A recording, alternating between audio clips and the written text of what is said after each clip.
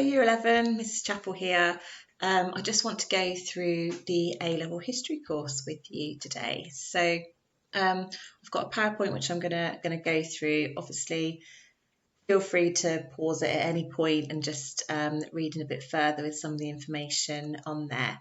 But hopefully most of your questions shall be answered in the next 5 to 10 minutes. So why actually do A-level history? Lots of reasons. So the skills that you learn, obviously, in history, as you known from GCSE, are hugely transferable. They're ones that you can use in many different applications in both other subjects and also within life. Obviously, personally, I find history incredibly fascinating, and many of the different especially the different areas that we look at A-level. You look at totally different cultural differences. We kind of understand things that have happened in the past in the hope that we then don't repeat same mistakes in the future. You get to argue a lot, which is quite good, especially at A-level. We have sort of whole lessons sometimes just kind of dedicated to debate. So if you're good at kind of getting an argument across, this is definitely the place for you. I also at this point just want to talk a bit about kind of careers in the future based off history.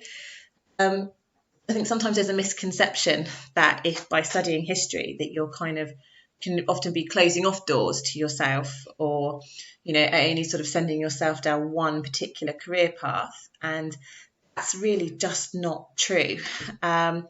History is an incredibly highly valued subject by both universities and employers.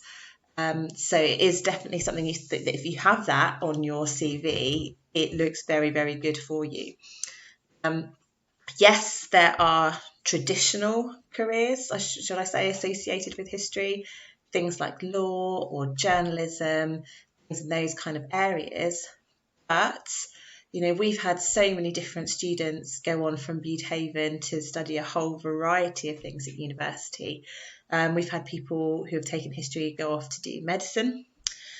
We've had people go off to do computer science at Cambridge. It's not just because you do history that means you're only going to be able to go into those kind of literary sort of subjects.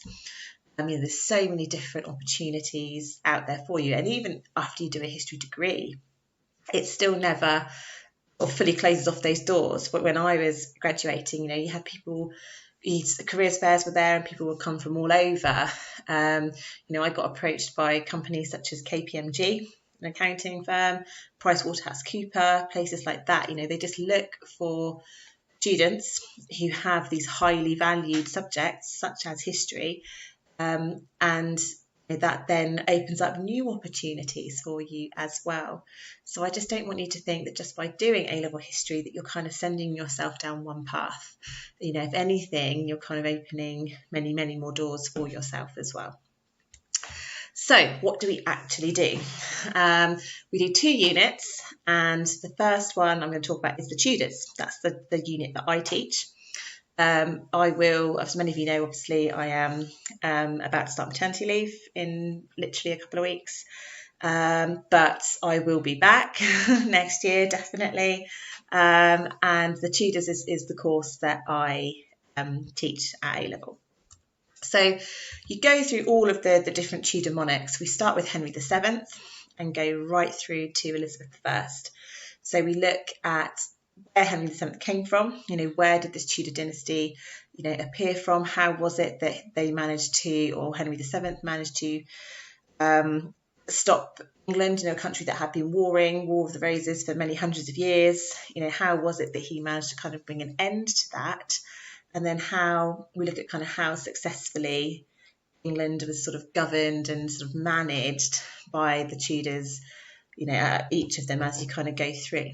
So we do obviously Henry VII and look at his, consolidation of power. We then look at Henry VIII and the things that he did whilst on the throne. Henry VIII is a very, very well-known monarch, shall we say, for his many wives and that sort of thing. We look at the fundamentals of the Reformation. So how was it that the Church of England that we kind of know today came into existence? A lot of this stems from stuff that Henry VIII did. We also look at his sort of foreign policy and that sort of thing. And so from Henry VIII, we then go on to his 3 children, which is Edward, Mary, and then ending with obviously Elizabeth, the Gloriana. So we kind of look at kind of common themes or common I don't want to say misconceptions, but ideas that are suggested about the Tudors, like Bloody Mary. Why is it that she's seen as Bloody Mary? Actually, was she as bad as people make out, or why was it that she kind of got this reputation? And so we kind of look at that quite a lot over the course. We also look at the kind of Elizabeth as the Gloriana. She's celebrated as this incredibly successful monarch. Why is it that it's seen that way? Are there things that we kind of look at where we think, oh well, actually, perhaps things weren't quite as good as we first thought? So we take what we call a revisionist approach to it. So rather than doing kind of what we say orthodox history, which is kind of the traditional concepts, we do something called a revisionist approach, where you go back over and you kind of start to critique what previous historians have kind of said or written, that kind of thing. So with this, it is a written exam at the end of the 2 years. It's a 2.5-hour paper, so it is quite hefty. And in that, you do 3 questions. One is a compulsory question, and then there are 2 other essay questions that you write at the end, which you take a pick of out of sort of 3 or 4 questions there for you. It's 80 marks in total, and this one unit equates to 40% of your overall grade. So you do 1 examination in the Tudors, and then with that, also with our to sort of supplement our Tudor course in slightly more normal times, we would go to London, where we go. In the past, we've been to obviously the Tower of London. We've been to places like Windsor Castle, where you go and you have an opportunity to work with historians and look at some primary sources that they have based there as well. You do kind of workshops that are sort of focused around AQA, the exam board. So some really, really interesting stuff that you get to do. And then also we take you to the Houses of Parliament as part of this trip. So this is quite often a combined trip with geography and economics. And we also go to the Houses of Parliament, where again, you have a tour, you do a workshop. And in some years, we've actually managed to meet our local MP. So there's a photo just there of all the students we took a couple of years ago, and they actually got to meet and have some very interesting questions aimed at Scott Mann, who's obviously the MP for North Cornwall. So hopefully, we'd get to do the same with you guys in the sort of summer of year 12. So that would be 2022, sort of June 2022 time. Hopefully we'll be able to take you on a similar trip. The other side that we do in history is Germany, so Nazi Germany. We do from 1918 to 1945. So this sees you from the end of World War I, and you see the impact of the Treaty of Versailles. And then you look at the sort of issues that came out of that, things like hyperinflation. And then so you go from democracy to Nazism. So we look from Weimar, the Weimar government was set up, to then Nazi Germany. Okay, so you look at, what was happening with Weimar Germany in 1918, what was some of the issues associated with it. And then with that, you then get to look at kind of Hitler's rise to power. So how was it that this sort of dictator was really able to take control? Because he didn't necessarily kind of force his way in, although definitely arguments for that. The people did vote for him. He was popular. He was voted. Why was it that a country was looking for this kind of direction, this kind of change? So then we look at what life was like during in Nazi Germany. And then again, linked to our London trip, what you get to do, because you then have to look at, so you look at life in Nazi Germany, which then leads into his final solution, that being the Holocaust. And so we again supplement this element of the course by taking you to the Imperial War Museum. And there's a whole floor, a couple of floors actually dedicated to the Holocaust exhibition. So because by that time you will be over 16, we get to go in, we get to have a tour of everything up there as well. So there's lots of things that we do to kind of go, beyond the classroom, ways to sort of supplement your learning and really see history kind of brought to life. So similar to Tudors, you have a 2.5 written exam on this one as well. It's again 40% of your overall A-level, 80 marks. Again, 3 questions, very, very similar to the other side with that. So both units have it exactly the same weighting with it. Then the final element that we have is what we call your historical investigation, or otherwise called your NEA. It is a non-examined assessment. So basically it's a piece of coursework. And this is looking at around 3,500 to sort of 4,500 words on a topic that you get to pick. So we have 4 different areas that we encourage you to frame a question around, because this is the sort of stuff that myself and my colleagues are very experienced in, and we have lots of resources to help you.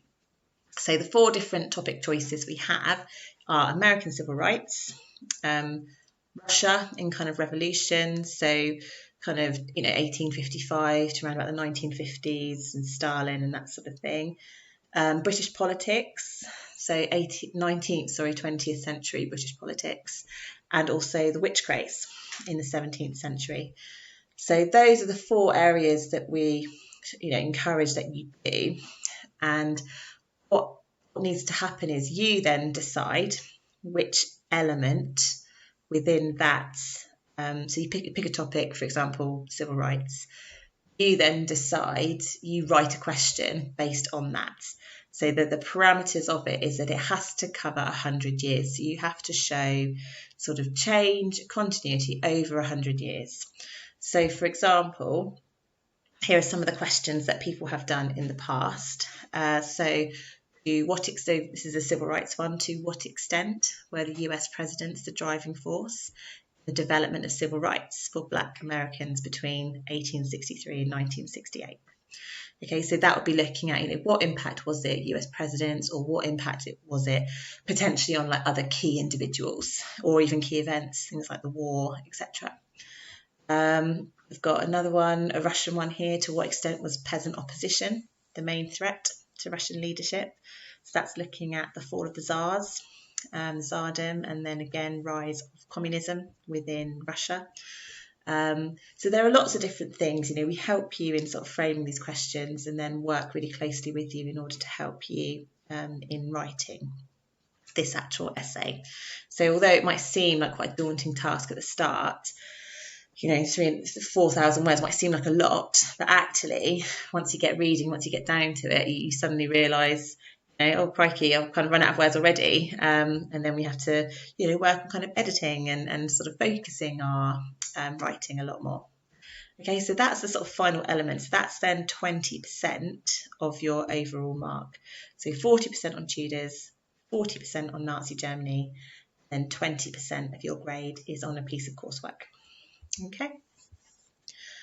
We also have lots of different things to help support you within the department. I appreciate it's a big step up from GCSE to A-level, and it is, a lot of writing. It is an essay-based subject, but we have lots of things to support you. We have lots of knowledge organisers, which I know that you are well rehearsed in using, from sort of Key Stage 3 and Key Stage 4, and also I've created these structure strips to help you. So I've actually marked exams for AQA in the past, and having, using that knowledge, I sort of know exactly what sort of things examiners are looking for. And then because of that, being able to sort of create these, what we say, structure strips, which is an idea to really help sort of focus your writing when doing the bigger essays. Okay, so there's lots of support. We offer lots of guidance, in helping you to achieve. I don't want you to feel like you're just going to be left to sort of flounder. That would never be the case. We're an incredibly supportive department and have lots of things in place to really help get the best grade that you possibly can at A-level. These are just some quotes that have come back from students over the time, things that they've really enjoyed about the subject, reasons why they've taken the subject. In a kind of normal open evening, there would be a couple of students there for you that you could talk to and sort of get some ideas from. But we've just kind of put up some quotations here, so feel free to sort of pause, have a read and some of the things that the people are saying. And then we've also got a testimonial from an old student who's currently studying law at Oxford. And she wrote a short paragraph here, which just sort of explains, what she loved about doing history A-level at Butehaven, and how it's really kind of helped her progress further, both in her degree and then hopefully in her line of work as she enters into the law profession in the next coming year and so.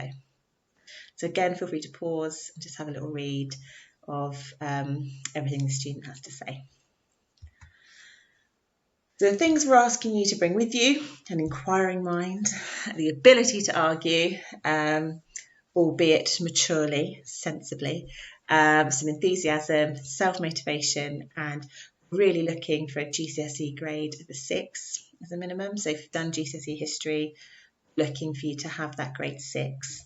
I appreciate that not everyone actually, so might have some people that have never done GCSE history that might want to take it up at A-level. That is also an option. That's actually something that I did personally. So I didn't do GCSE history. I took it up at A-level because I was quite good at English and I thought, fun thing to try, and then absolutely loved it. So went on, did degree and so on. So I don't want you to think just because you've not done history that it completely rules it out. It doesn't. But again, we are looking for those grade 6s, so grade 6 in history or grade 6 in English, as a way to help get you on the course. So if you have any questions, please do get in touch. Obviously, as I've said, I'm only here until sort of beginning of December, but please feel free to either call into school or email me, charlie.chapel at Butehaven. Also, please speak to the other teachers in the department. We've got Mr. Evans, who again started this year. He's lead practitioner, so he'll be taking on some of these roles when I'm on maternity leave. And then your other teachers as well, Miss Murphy and Mr. Ellis. So please feel free to ask them any questions at all about the A-level, or get in touch via email. Will probably be the best thing. All right. So hopefully you found this useful, insightful. But like I say, please do get in touch if you have any other questions. Thank you very much.